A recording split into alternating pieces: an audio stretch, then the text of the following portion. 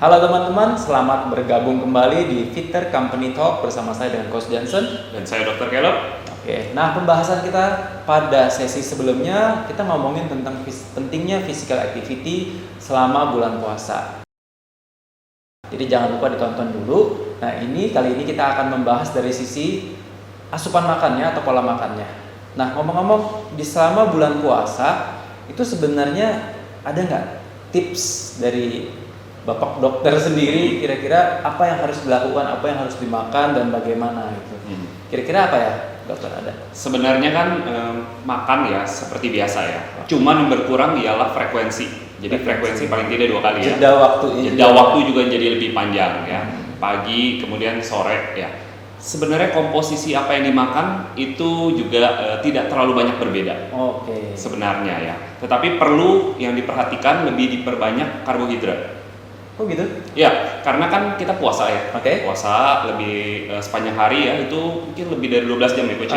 Itu juga tubuh kan, tubuh itu memerlukan energi ya. Energi paling utama itu dari karbohidrat. Sebenarnya. Maka dari itu komposisi karbohidrat di dalam menu kita perlu diperbanyak. Dan yang penting juga diperbanyak bukan berarti paling banyak ya. Bukan. Kan nanti wah kita makannya karbo aja gitu. Iya, makronutrien yang lain juga perlu. Proteinnya. Betul. Nah, karbohidrat juga harus divariasikan, Coach. Divariasikan. Iya, karbohidrat kan ada yang dari yang simple sampai yang kompleks ya. Nah, kalau kita cuma makan yang simple aja, kenyang sih, tapi cepat lapar, Coach. Cepat lapar ya. Langsung lemes lagi. Tapi kayaknya sesuai dengan timing yang tadi yang sesi sebelumnya kita bahas ya, dokter, karena kan di saat kita berolahraga kan kita juga membutuhkan asupan energi yang cepat nih. Mungkin sesuai timing kali ya. Kalau misalnya kita mau, let's say mau berolahraga setelah berbuka puasa, itu ada baiknya kayaknya energinya dari yang simple kali ya. Betul. Oke, sebelum makan yang utama. Ya, betul. Ya, seperti kurma, buah-buahan, jus, es buah juga kan paling banyak biasanya kan. Tapi yang pasti sih kalau berbuka puasa dengan gorengan sebelum olahraga kayaknya kurang ideal. Mual nanti. Mual nanti ya. Nah itu dia, berarti dari sisi nutrition, dari segi pola makan itu karbohidrat itu ada timingnya juga berarti? Ada tentu. Apalagi kalau kita berbicara tentang performa ya di dalam olahraga ya, ini udah berbeda sekali ya. Ada timing, ada kapan harus makan, terus yang dimakan apa, itu juga berbeda-beda. Mungkin kalau secara persentase, kalau orang awam aja 50% di malam, 50% di pagi mungkin sudah ideal kali ya.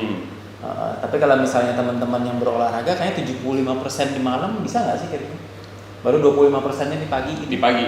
Ya boleh karbohidratnya. Aja. Karbohidratnya. Ya, itu bisa juga ya sebenarnya ya, bisa juga dilakukan apalagi kalau misalnya dia mau berolahraganya di malam ya. Dan intens seperti ya weight training gitu contohnya. Mungkin bisa 60-70% karbohidrat di malam itu bisa ya? Bisa aja, tapi tentu harus dicoba dulu ya. Setiap individu berbeda.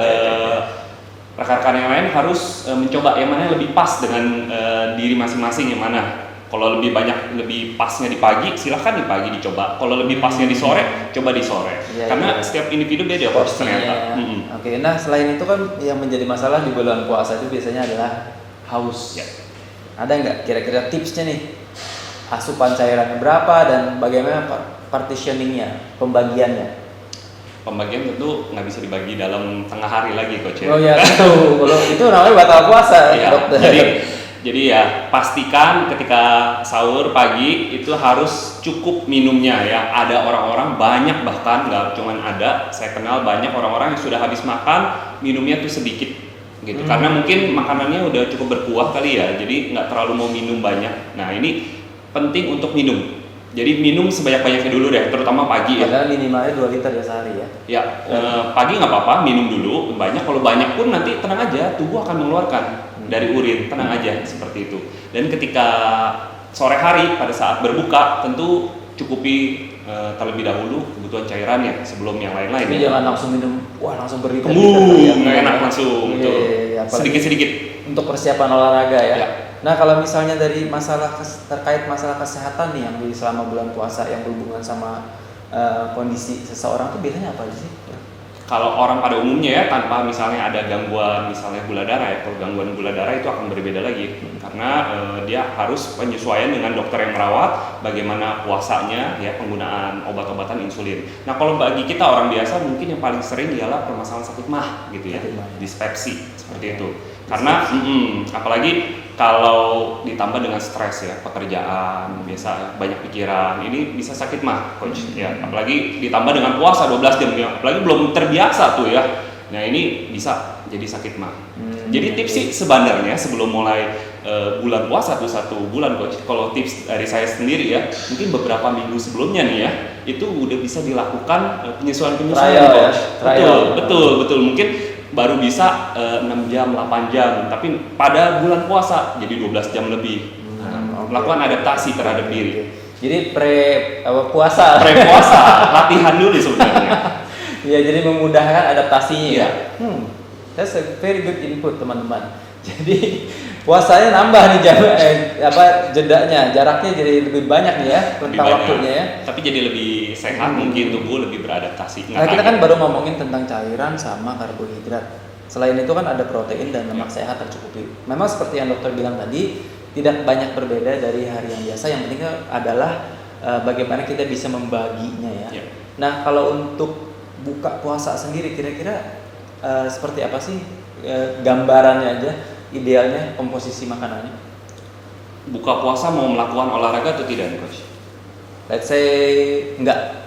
Kalau enggak maka komposisinya seperti normal aja, karbohidrat cukup, protein dan lemak. Sayur dan buah gitu ya. Harus ada lemak juga ya sebenarnya. Walaupun kalau saya tips dari saya, komposisi lemak untuk sore hari dan pagi hari sebaiknya lebih banyak di pagi hari. Oh gitu. Sebenarnya. Kenapa? Karena pagi hari lemak ini kan lebih susah dicerna ya coach ya. Ini bagus untuk membuat kita tuh lebih tahan kenyang. Oke. Kan permasalahan sebenarnya bukan lebih susah tapi lebih lambat. Lebih lambat ya. Apalagi dalam puasa kita butuh supaya lebih tahan kenyang lebih lama ya. Maka dari itu sangat baik sekali kalau dikonsumsinya lebih banyak pada pagi hari dibanding sore hari. Tapi good fat ya, bukan dari gorengan gitu sama aja bohong. Oke, kan kebanyakan seperti yang di Indonesia kita lihat orang kan bukanya ada gorengan dengan kopi biasanya. Itu udah waduh banyak banget tuh. Nah, memang asupan juga harus diperhatikan teman-teman. Tapi intinya buat yang mau berolahraga, pastikan karbohidrat masuk ya. Harus ada ya dan tercukupi. Nah, ada tips lagi yang bisa ditambahkan tentang pola makan untuk selama bulan puasa? Tidak ada perbedaan terlalu jauh. Tapi yang perlu diingat, hati-hati ketika ada konsep berpikir seperti ini, coach. Saya sudah seharian puasa, saya mau balas dendam di sore hari. Ini yang perlu diperhatikan. Udah buka puasa, udah makan banyak, tapi kayaknya masih lapar. Mau lagi sebelum tidur makan lagi. Alhasil malah berat badan naik. Tapi memang kalau secara penjelasannya, secara saintifiknya memang ada penjelasan sih, di mana ada hormon rasa laparnya berlebihan. Jadi kurang wise dalam menentukan asupan makannya itu memang ada. Nah, harapannya setelah teman-teman tahu bahwa ada tendensi untuk makan secara berlebihan, jadi bisa lebih kontrol. Mungkin dimulai dengan makan itu dimulai dengan minum banyak air dulu kali ya. Ya, lebih kenyang. Jadi kenyang, kemudian makannya nggak gros-gros, langsung banyak itu. Dan pastinya yang dari saya sendiri, hawi itu juga penting. Jadi di saat teman-teman berbuka nanti, tentunya jangan sampai kalap makan ini semua diambil, cepat banget makannya, jadi begah gitu. Biasanya itu yang terjadi. Jadi alangkah baiknya kalau teman-teman mengunyahnya lebih pelan, benar-benar menikmati makanannya. Walaupun akan menjadi tantangan bagi yang sudah terbiasa makan cepat ya. Cuman alangkah baiknya kalau bisa ya lebih take your time lah di saat mengonsumsi makanan itu sendiri. Ada tambahan lagi? Variasi di dalam makan itu juga penting, coach. Variasi mempengaruhi istilah satietas atau kepuasan di dalam bermakan. Kalau makannya cuma nasi dengan let's say karena kata coach dan dokter makan ada protein ya udah sama ayam, udah nggak ada sayur, nggak ada yang lain-lain, ayam aja ya. Iya, nggak ada variasi yang lain. Ini rasanya tuh masih pengen ngemil pasti. Nggak puas mulut tuh gatel rasanya, coach. Karena tidak beragam. Beragam. Nah, keragaman dalam makan ini juga penting sekali. Terutama sayur kepuasan betul di dalam kita makan, apalagi pada saat berbuka supaya malamnya tidak ngemil lagi. Oke. Memang sih teman-teman ya, selama bulan puasa tuh cemilan-cemilan yang luar biasa enak. Semakin bermunculan. tiba-tiba ada PO di sini, Grab juga ada sama Gojek juga banyak penawaran-penawaran kan. Jadi ya selamat berjuang. Tantangannya berat nih ya. Berat. Oke, itu aja dari saya, Coach Johnson. Dan saya Dr. Gelo. Dan selamat berpuasa teman-teman.